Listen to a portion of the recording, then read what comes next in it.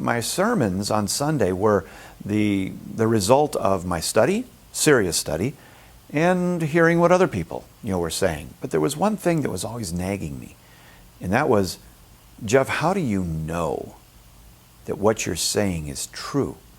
Or is it your own interpretation? Or is it someone on television, their interpretation? Or a commentary's interpretation? How do I know that I'm on bedrock? How do I know that this is what Jesus intended? How do I know that this is the church that he intended?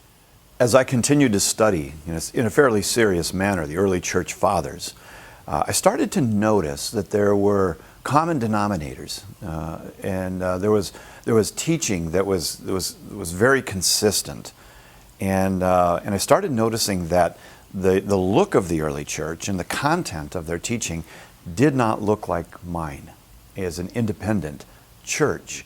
And so as I started to put all this together in the early church, it was kind of like a jigsaw puzzle.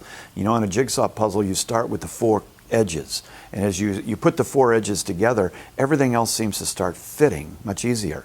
And those four were the four edges for me, as the Eucharist, the papacy, the Blessed Mother, and Scripture and tradition being the Word of God.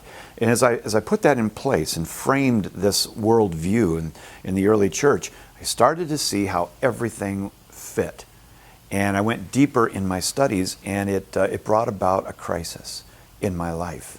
And that was, if the church that I'm pastoring and the message that I'm proclaiming is inconsistent with the first 400 years of the church, what am I doing, and where did I get it from? And that was a crisis.